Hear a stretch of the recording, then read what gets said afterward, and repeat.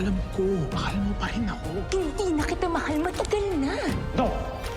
Sumama ka sa Nang inamin ni Vanji ang katotohanan tungkol sa pagkamatay ni Jenny ay nadurog ang puso ni Sandra na ang buong akala niya ay totoong killer si Renz dahil hindi niya magawang depensahan ang sarili niya pero inosente pala ang binata.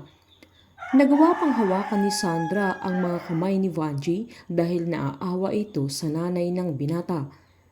Nang pinagtapat ng dalaga kay Renz ang totoo ay napaatras ito dahil hindi niya akalain at hindi niya inaasahan na aamin ang nanay niya kay Sandra dahil alam niyang makukulong ang kanyang nanay dahil sa pag-amin niya.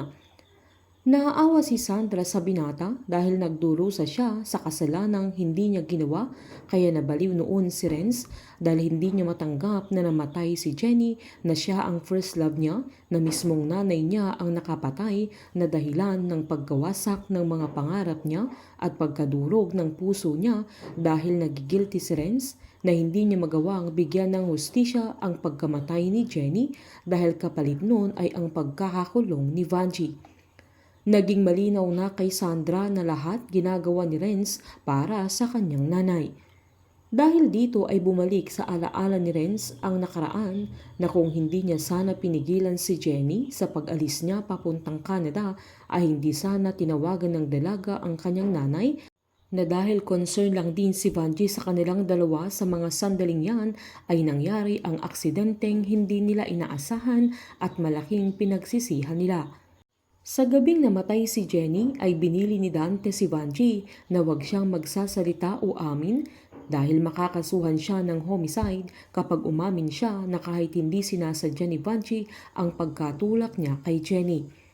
Mula noon ay binublabog na ng konsensya ni Renz dahil hindi niya magawang aminin ang buong pangyayari na yun ang dahilan kung bakit siya narehab. Giniit ni Sandra kay Renz na sinubukan niyang magalit sa kanya na mapalitan ang pagmamahal niya ng galit dahil sa panluloko sa kanya ng binata na gusto din niyang saktan at wasakin ang puso niya dahil ilang beses niyang winasak ang puso ni Sandra pero inamin ng dalaga na hindi niya kayang gawin dahil kahit nasaktan siya at kahit mahirap ay bumabalik pa rin siya sa binata dahil alam niyang si Renz lang ang hindi makakawasak ng puso niya. Dahil dito ay niyakap siya ng binata na dahilan na niyakap na din ni Sandra si Renz.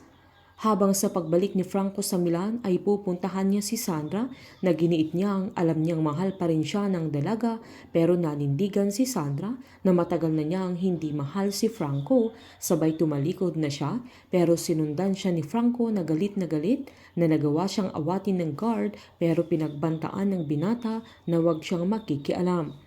Dahil ayaw sumama ni Sandra ay punersa niya ang dalaga na nagawa niyang hilain na kahit na nasasaktan na siya na hindi alam ni Franco na sensitive ang pagbubuntis ni Sandra na sinabihan siya ng OB niya na kailangan niyang ingatan ang baby nila dahil pwede siyang makunan sa huling resulta ng kanyang check-up.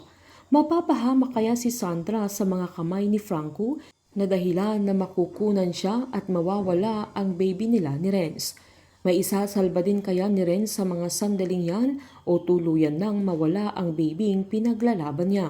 Painit ng painit ang mga tagpo, sabay-sabay po nating subaybayan ang advance episode at ang nalalapit na pagtatapos ng Unbreak My Heart dito po sa aking channel.